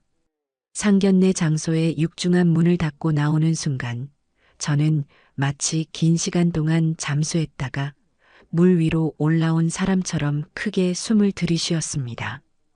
식당 복도의 차가운 공기가 제 폐부를 씻어내는 듯 시원했어요. 뒤따라 나온 아들 정근이는 넋이 나간 사람처럼 그 자리에 우뚝 서서 제가 닫아버린 문과 제 등을 번갈아 쳐다보고 있었습니다. 그의 얼굴에는 분노, 슬픔, 당혹감, 그리고 아주 약간의 해방감까지 그야말로 형언할 수 없는 모든 감정이 뒤섞여 있었죠. 엄마 어떻게 그럴 수가 있어요? 아들은 떨리는 목소리로 저를 원망했습니다. 저는 아무 대꾸도 하지 않고 그저 주차장으로 향하는 엘리베이터 버튼을 눌렀습니다. 지금 이 아이에게 필요한 것은 제 위로나 변명이 아니라 이 모든 상황을 스스로 소화할 시간이었습니다. 집으로 돌아오는 차 안은 지옥 같은 침묵이 흘렀습니다. 저는 묵묵히 운전을 했고 아들은 창밖만 바라보며 간간히 흐느꼈습니다. 그의 어깨가 미세하게 들썩일 때마다 제 가슴에도 칼날이 박히는 듯한 아픔이 느껴졌어요. 하지만 저는 독하게 마음을 먹었습니다. 지금 어설픈 동정으로 아들을 위로하는 것은 골마 터진 상처를 붕대로 대충 감싸는 것과 다를 바 없는 어리석은 짓이었으니까요.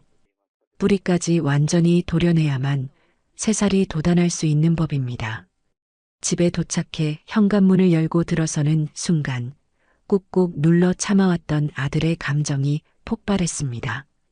그는 거실에 들어서자마자 제게 소리를 질렀어요. 엄마는 너무 잔인해. 어떻게 모두가 보는 앞에서 화영이한테 그렇게 모욕을 줄 수가 있어요. 내 결혼이었단 말이에요. 내 인생에 단 한 번뿐인 기회였을지도 모르는데 엄마가 전부 망쳐버렸어. 아들은 어린아이처럼 엉엉 울며 저를 원망했습니다. 그 눈에는 제가 사랑하는 아들은 온데간데 없고 장난감을 빼앗긴 아이의 분노만이 가득했습니다. 화영이가 그런 뜻으로 말한 게 아닐 수도 있잖아요. 그냥 철이 없어서 세상 물정 몰라서 그런 걸 수도 있잖아요.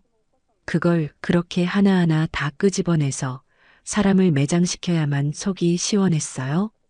저는 묵묵히 아들의 울분 섞인 절규를 다 받아주었습니다. 그래, 다 쏟아내거라. 그 마음속에 남은 미련과 어리석음을 남김없이 다 토해내거라. 한참을 그렇게 울부짖던 아들이 힘이 빠졌는지 거실 소파에 주저앉아 끄끄거렸습니다. 저는 조용히 부엌으로 가 따뜻한 차 2잔을 타왔습니다. 그리고 아들의 앞에 찻잔을 내려놓고 저도 맞은편 소파에 앉았어요. 다 쏟아냈으면 이제 내 이야기도 좀 들어보거라. 제 차분한 목소리에 아들은 고개를 들어 저를 보았습니다. 그 눈에는 여전히 원망이 서려 있었죠. 정근아, 나는 오늘 내 인생을 망친 것이 아니라 내 남은 인생을 구한 거다. 너는 아직도 그 여자가 철이 없어서 그랬다고 생각하니? 저는 조목조목 오늘 있었던 일들을 다시 복기하기 시작했습니다. 하지만 이번에는 단순한 사실의 나열이 아니었어요. 그 행동 하나하나에 담긴 진짜 의미를 설명해 주었습니다. 아들의 장모가 될 사람이 장차 사위가 될 사람의 어머니 앞에서 예단을 흥정하고 자기들 선물을 사달라고 목록을 들이미는 것이 표현이 서툰 것이라고 생각하니? 아니, 그건 너를 그리고 나를 자신들의 욕망을 채워줄 수단으로밖에 보지 않는다는 명백한 증거다. 그들에게 너는 사랑하는 딸의 남편이 아니라 자신들의 노후를 책임져줄 보험이었을 뿐이야. 너가 사랑하는 여자가 너를 낳아준 어머니를 SNS에 꼰대라고 조롱하는 것이 농담일까? 아니, 그건 너와 나 사이를 갈라놓고 너를 완벽하게 자기 소유물로 만들려는 전략이다. 너를 고립시켜야 자기들이 원하는 것을 더 쉽게 얻어낼 수 있을 테니까. 아니야. 아들은 힘없이 고개를 저었지만 그 목소리에는 더 이상 확신이 없었습니다. 마지막으로 양가 어른들이 모두 모인 공식적인 자리에서 10억짜리 집의 명의를 자신에게 돌리라고 요구하는 것이 어려서 그런 걸까? 아니, 정근아. 그건 너와의 미래, 너와의 사랑을 담보로 버린 가장 추악한 노름이었다. 그들은 내가 그들의 탐욕에 굴복할 것이라고 확신했고, 너는 그 노름에 쓰일 판돈에 불과했어. 만약 내가 오늘 그 자리에서 그들의 요구를 들어줬다면 너는 평생 그들의 노예로 살아야만 했을 거다. 제 말이 이어지는 동안 아들의 얼굴에서 핏기가 점점 가시고 있었습니다. 그때였어요. 아들의 휴대폰이 미친 듯이 울리기 시작했습니다. 화면에는 화영 씨라는 이름이 떠 있었죠. 아들은 전화를 받지 못하고 안절부절 못했습니다. 전화가 끊기자마자 이번에는 문자 메시지가 쉴 새 없이 도착했습니다. 저는 아들에게 말했습니다. 스피커폰으로 해놓고 받아라. 엄마, 받아. 그리고 내 귀로 직접 들어. 내가 사랑했던 여자의 진짜 목소리를. 아들은 한참을 망설이다가 떨리는 손으로 전화를 받았습니다. 스피커폰 버튼을 누르자 최아영의 악에 바친 목소리가 거실 전체에 울려 퍼졌습니다. 오빠, 어떻게 나한테 이럴 수가 있어? 어떻게 오빠네 엄마랑 한패가 돼서 나를 이렇게 망신을 줄 수가 있냐고. 내가 뭘 그렇게 잘못했는데 내가 오빠 사랑한 게 죄야? 그 목소리에는 뉘우침이나 반성은 단 한 톨도 없었습니다. 오직 자기 자신에 대한 연민과 모든 것을 망쳐버린 저희 모자에 대한 증오만이 가득했죠. 아들은 아무 말도 하지 못했습니다. 오빠, 제발 내가 다 잘못했다고 해줘. 응? 우리 엄마 아빠 지금 쓰러지기 일보 직전이야. 오빠가 와서 어머님 설득해드린다고 다시 잘 말씀드려 보겠다고 해줘. 제발. 악을 쓰던 목소리는 순식간에 눈물 섞인 애원으로 바뀌었습니다. 하지만 그마저도 통하지 않자 그녀의 부모가 전화를 뺏어들었는지 이번에는 예비 사돈의 거친 목소리가 들려왔습니다. 여보게, 김서방. 지금 이게 무슨 경우 없는 짓인가? 자네 어머니가 우리를 뭘로 보고 이런 모욕을 줘? 당장 자네 어머니 모시고 우리 집으로 와서 무릎 꿇고 사과하게. 그렇지 않으면 우리가 가만히 있지 않을 걸세. 명예훼손으로 고소할 테니 그런 줄 알라고. 그들의 목소리를 듣고 있는 아들의 얼굴은 이미 하얗게 질려 있었습니다. 자신이 사랑했던 여자와 장인 장모가 될 뻔했던 사람들의 민낯이 이렇게 추하고 천박했다는 사실을 그제야 온몸으로 깨닫고 있는 듯했습니다. 저는 조용히 다가가 통화 종료 버튼을 눌렀습니다. 거실에는 다시 정적이 흘렀습니다. 잠시 후 아들은 소파 위로 쓰러지듯 엎드려 오열하기 시작했습니다. 이번에는 저에 대한 원망의 울음이 아니었어요. 자신의 어리석음에 대한 후회와 처절한 자기 혐오, 그리고 진실을 마주한 고통의 울음이었습니다. 엄마 미안해. 내가 다 잘못했어. 엄마 말이 다 맞았는데 내가 바보였어. 미안해, 엄마. 저는 더 이상 아들을 외면할 수 없었습니다. 다가가서 아이처럼 우는 아들의 등을 말없이 쓸어주었습니다. 제 아들은 오늘 인생에서 가장 값비싼 수업료를 치르고 혹독한 성장통을 겪고 있었습니다. 이 폭풍이 지나가고 나면 제 아들은 분명 더 단단한 어른이 되어 있을 것이라고 저는 굳게 믿었습니다. 아들이 겨우 진정되었을 때 저는 자리에서 일어나 제 방으로 갔습니다. 그리고 수화기를 들어 익숙한 번호를 눌렀어요. 제 오랜 친구이자 가장 신뢰하는 법률 대리인인 김 변호사였습니다. 김 변호사, 나 전혜자입니다. 네, 사모님. 무슨 일이십니까? 오늘부로 제 아들의 혼사가 파기되었습니다. 저는 그에게 오늘 있었던 모든 일을 간략하게 설명했습니다. 김 변호사는 제 말을 묵묵히 듣고 있더군요. 이제부터 이 문제와 관련된 모든 법률적 절차는 김 변호사께서 맡아주셨으면 합니다. 결혼식장, 신혼여행, 스튜디오 등 모든 계약의 파기에 따른 위약금 문제를 처리해 주십시오. 필요한 자금은 내일 아침 바로 송금하겠습니다. 그리고 상대 측에서 어떤 연락이 오든 저나 제 아들이 아닌 김 변호사님을 통해서만 소통하도록 조치해 주십시오. 더 이상의 감정 소모는 하고 싶지 않습니다. 알겠습니다, 사모님. 즉시 처리하겠습니다. 혹시 상대 측에서 무리한 손해배상 청구를 해올 수도 있습니다. 그 모든 가능성에 대비해 주십시오. 저는 제 아들을 지키기 위해서라면 그 어떤 싸움도 피할 생각이 없습니다. 전화를 끊고 나니 비로소 마음이 차분하게 가라앉았습니다. 폭풍은 지나갔고 이제부터는 부서진 것들을 정리하고 상처를 치유하며 다시 앞으로 나아갈 시간만이 남아 있었습니다. 제 옆에서 고개를 푹 숙이고 있는 아들을 보니 그 길이 결코 쉽지만은 않으리라는 것을 알 수 있었죠. 하지만 저는 두렵지 않았습니다. 저는 평생을 그렇게 싸우고 이겨내며 살아온 전혜자였으니까요. 제가 변호사를 선임해 모든 공식적인 소통 창구를 일어나하자 그들 가족의 직접적인 연락은 거짓말처럼 뚝 끊겼습니다. 아마 변호사라는 이름이 주는 무게감에 섣불리 행동하지 못하는 것이겠지요. 저는 제 아들 정근이에게 당분간 휴가를 내고 집에서 쉬도록 했습니다.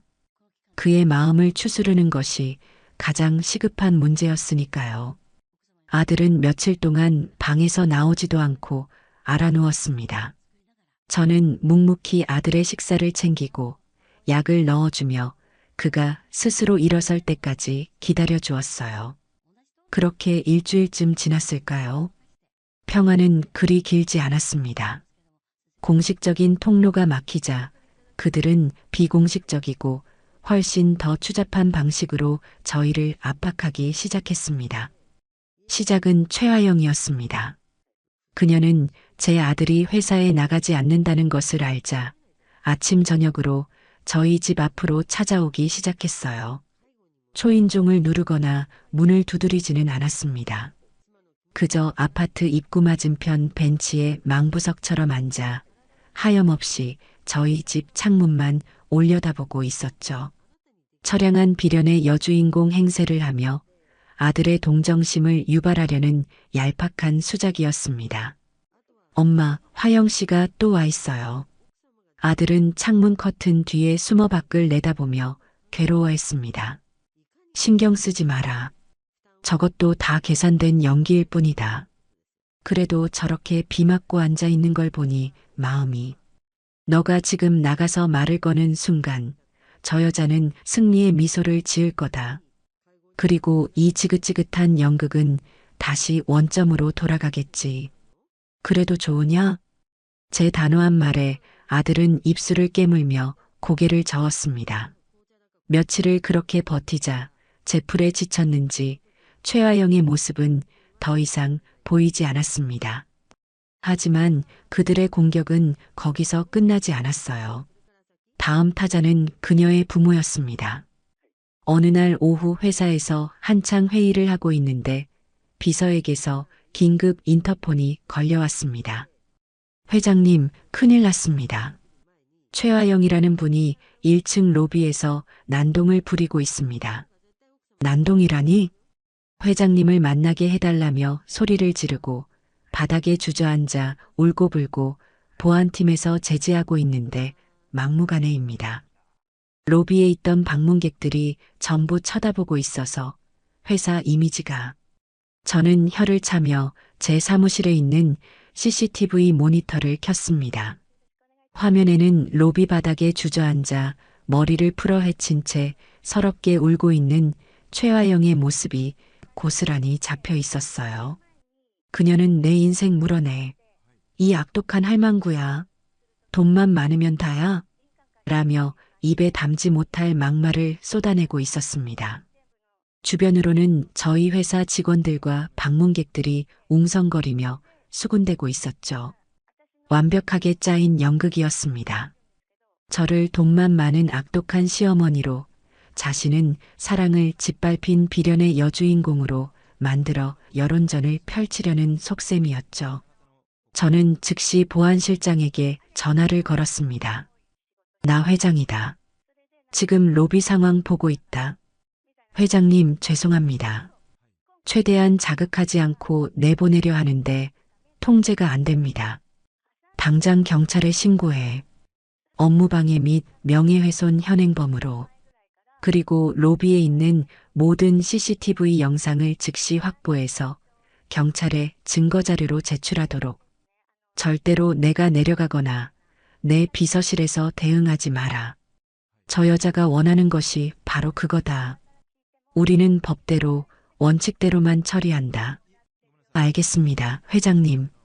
몇 분 뒤 경찰 2명이 로비에 도착했고 최하영은 업무방해 혐의로 연행되었습니다. 그녀는 경찰에게 끌려가면서까지 제 이름을 부르며 악을 써댔죠. 저는 그 모든 광경을 제 사무실에서 차가운 눈으로 지켜보았습니다. 동정심? 연민? 그런 감정은 조금도 들지 않았어요. 그저 인간이 어디까지 추해질 수 있는지에 대한 깊은 혐오감만이 느껴질 뿐이었습니다. 회사에서의 소동이 실패로 돌아가자 그들은 다음 단계인 소문전으로 넘어갔습니다. 제 주변의 사업 파트너나 친인척들에게 전화를 걸어 악의적인 헛소문을 퍼뜨리기 시작했어요. 제가 아들의 결혼을 약속하고 집까지 사주겠다고 해놓고 더 돈 많은 집안의 여자가 나타나자 며느리감을 내쫓았다는 둥, 제 아들이 충격으로 식음을 전폐하고 있는데 제가 아들을 감금하고 있다는 둥, 그야말로 소설을 쓰고 있었습니다. 몇몇 귀가 얇은 사람들은 제게 전화를 걸어 전 사장, 대체 어떻게 된 일이야? 사람이 그러면 못 써. 라며 저를 나무라기도 했습니다. 저는 그때마다 화를 내지 않고 차분하게 대답했어요. 그렇게 궁금하시면 제가 그동안 모아둔 증거자료들을 보내드릴까요? 2억 3천만 원짜리 인테리어 견적서와 제 등 뒤에서 꼰대라고 욕하던 SNS 글, 그리고 양가 어른들 다 모인 자리에서 진명이를 자기 앞으로 돌리라고 요구하던 녹취 파일까지 다 가지고 있습니다. 그걸 보시고도 제가 잘못했다고 생각하시면 그때 다시 전화 주시지요. 제 당당한 태도에 저를 의심하던 사람들은 대부분 입을 다물었습니다. 오히려 소문이 근원지인 그들 가족의 인격에 대해 의심하기 시작했죠. 소문이란 이처럼 진실에 힘 앞에서는 한없이 약해지는 법입니다. 그들의 마지막 발악은 변호사를 통해 날아온 내용 증명이었습니다. 제 변호사에게서 연락이 왔어요. 회장님, 상대 측 변호사에게서 서류가 하나 왔습니다. 혼인 파탄의 책임이 전적으로 회장님께 있으니 그에 따른 정신적 피해 보상, 명예훼손에 대한 위자료, 그리고 결혼 준비 과정에서 발생한 모든 비용을 포함해 총 5억 원을 배상하라는 내용입니다. 저는 헛웃음을 터뜨렸습니다. 5억이라니. 마지막까지 그들의 탐욕은 하늘을 찌르는군요. 김 변호사님, 이제 우리가 반격할 차례입니다. 말씀하십시오, 회장님. 그동안 제가 드렸던 모든 증거 자료들을 정리해서 가장 강력한 수준의 답변서를 준비해 주십시오. 며칠 뒤 김 변호사는 제가 요청한 것 이상의 완벽한 무기를 만들어냈습니다. 그가 작성한 답변서에는 다음과 같은 내용이 포함되어 있었습니다. 첫째, 상대 측의 5억 배상 요구는 아무런 법적 근거가 없으므로 일고의 가치도 없음을 명시한다. 둘째, 혼인 파탄의 근본적인 원인은 최화영과 그 가족의 사회 통념을 벗어나는 과도한 금전적 요구와 시어머니가 될 사람에 대한 인격적 모독에 있음을 분명히 밝힌다. 셋째, 그 증거자료로 2억 3천만 원 인테리어 견적서 사본, SNS 비방글 캡처, 상견례 당시의 부당한 요구에 대한 증인인 식당 종업원 진술 확보, 사실 회사 로비에서의 업무 방해 및 명예훼손 행위에 대한 경찰 출동 기록 및 CCTV 영상 자료를 첨부한다. 넷째, 위와 같은 명백한 증거에도 불구하고 허위 사실을 유포하며 금전을 요구하는 행위는 공갈 및 협박, 미수에 해당할 수 있음을 경고한다. 다섯째, 만약 이 시간 이후로 당사자 및 그 가족에게 직접적인 연락이나 혹은 허위 사실 유포를 통한 명예훼손 행위가 한 번이라도 더 발생할 경우 즉시 명예훼손 업무방해, 공갈미수 등 가능한 모든 법적 조치를 동원한 강력한 형사 고소 및 민사상 손해배상 청구 소송을 제기할 것임을 엄중히 통보한다. 김 변호사가 작성한 이 최후 통첩은 그야말로 완벽한 한 수였습니다. 상대방의 창을 모조리 부러뜨리고 되레 그들의 심장에 칼을 겨누는 격이었죠. 이 답변서를 상대 측 변호사에게 내용 증명으로 발송해 주십시오.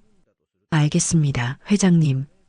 그 후 마법 같은 일이 일어났습니다. 지긋지긋하게 이어지던 모든 소음이 마치 존재하지 않았던 것처럼 완벽하게 멈췄습니다. 어떤 연락도, 어떤 소문도, 어떤 협박도 더 이상 들려오지 않았어요. 그들은 자신들이 던진 돌에 자신들의 발등이 찍힐 수도 있다는 현실을 깨닫고 꼬리를 내린 채 어둠 속으로 사라져버린 것입니다. 저는 텅 빈 거실에 앉아 조용히 눈을 감았습니다. 길고 지루했던 싸움이 드디어 끝이 났습니다. 승자의 환희 같은 것은 없었어요. 그저 더러운 진흙탕 싸움에서 간신히 빠져나온 듯한 깊은 피로감과 모든 것이 제자리로 돌아왔다는 안도감만이 저를 감쌀 뿐이었습니다. 이제 정말로 새로운 시작을 준비할 시간이었습니다. 그 지독했던 소동이 막을 내리고 계절이 2번 바뀌었습니다. 앙상했던 나뭇가지에 연두빛 새순이 돋아나고 세상이 온통 꽃으로 물드는 완연한 봄이 찾아왔죠. 시간은 가장 위대한 치유사라는 말처럼 저와 제 아들의 상처도 시간의 흐름 속에서 서서히 아물어갔습니다. 저는 그 시끄러웠던 마포의 아파트를 처분하지 않았습니다. 대신 제 개인적인 공간으로 사용하기로 했어요. 최하영이 그토록 촌스럽다고 비웃었던 그 인테리어 그대로 저는 그곳을 저만의 방식으로 채워나갔습니다. 이탈리아산 대리석 대신 따뜻한 원목 마루의 느낌이 좋았고 북유럽 디자이너의 조명 대신 창문으로 쏟아져 들어오는 자연광이 훨씬 더 아름다웠어요. 푹신한 패브릭 소파와 커다란 원목 책상을 들여놓고 제가 좋아하는 책들과 화분들로 공간을 채웠습니다. 그곳은 더 이상 갈등의 상징이 아닌 제 인생의 쉼표가 되어주는 평온한 안식처가 되었죠. 주말이면 저는 그곳에 가서 좋아하는 차를 마시며 책을 읽거나 창밖으로 유유히 흐르는 한강을 바라보며 복잡한 생각들을 정리하곤 했습니다. 제 아들 정근이는 그 혹독한 성장통을 겪고 난 뒤 완전히 다른 사람이 되었습니다. 더 이상 어리숙하고 세상 물정 모르던 노총각이 아니었어요. 자신의 연구 분야에 더 깊이 몰두하며 놀라운 성과들을 내기 시작했고 사람을 대하는 태도에 있어서도 신중함과 깊이가 더해졌습니다. 무엇보다 저를 대하는 아들의 눈빛이 달라졌어요. 예전에는 그저 엄마로만 보았다면 이제는 저를 한 명의 인간이자 인생의 선배로서 존경하고 이해하는 눈빛으로 바라봐 주었습니다. 우리의 관계는 그 어떤 모자 관계보다 더 셔터 틈이 없고 견고해졌죠. 어느 화창한 봄날 오후 아들이 제가 있는 마포 아파트로 찾아왔습니다. 손에는 향긋한 풀이지어 꽃다발이 들려 있었어요. 엄마, 여기 계실 줄 알았어요. 왔느냐? 차 한잔 하거라. 우리는 나란히 소파에 앉아 차를 마셨습니다. 아들은 한참 동안 창밖을 바라보더니 조심스럽게 입을 열었어요. 얼마 전에 대학 동기한테서 소식 하나를 들었어요. 최하영 씨 회사 그만두고 지방으로 내려갔다고 하더라고요. 그 부모님도 살던 집 팔고 이사 갔다고 하고요. 저는 아무 말 없이 아들의 얼굴을 바라보았습니다. 그의 표정에는 더 이상 어떤 미련이나 동요도 없었어요. 그저 먼 옛날 이야기를 하는 사람처럼 담담할 뿐이었습니다. 그 소식을 듣는데 아무렇지도 않더라고요. 화가 나는 것도 아니고 안쓰러운 것도 아니고 그냥 그랬구나 싶었어요. 제가 얼마나 어리석었는지, 얼마나 사람 보는 눈이 없었는지 다시 한번 깨달았을 뿐이에요. 그때 엄마가 아니었다면 저는 지금쯤 제 인생을 통째로 저당 잡힌 채 살고 있었겠죠. 다시 한번 감사해요, 엄마. 아들은 진심 어린 눈으로 저를 보며 말했습니다. 저는 아들의 손을 따뜻하게 잡아주었어요. 다 지난 일이다. 그 일은 내 인생의 값비싼 예방주사였다고 생각하렴. 덕분에 너는 더 강해졌고 나는 더 현명해졌다. 그러니 그걸로 된 거야. 그때 문득 제 머릿속에 하나의 생각이 스쳐 지나갔습니다. 저는 오랫동안 마음속에 품어왔던 생각을 아들에게 털어놓았어요. 정근아, 엄마는 이 아파트와 그 결혼을 위해 준비했던 모든 돈을 더 의미 있는 곳에 쓰고 싶다는 생각이 들었다. 의미 있는 곳이요? 그래. 내가 맨주먹으로 시장 좌판에서 장사를 시작했을 때 단돈 10,000원이 없어서 끼니를 굶고 너를 업은 채로 밤새 울었던 날들이 수없이 많았단다. 그때 만약 누군가 내게 따뜻한 손을 내밀어 주었다면 어쩌면 내 삶이 조금은 덜 고단하지 않았을까 하는 생각을 하곤 했어. 저는 창밖을 바라보며 말을 이었습니다. 그래서 결심했다. 내 이름을 딴 작은 장학재단을 하나 만들려고 해.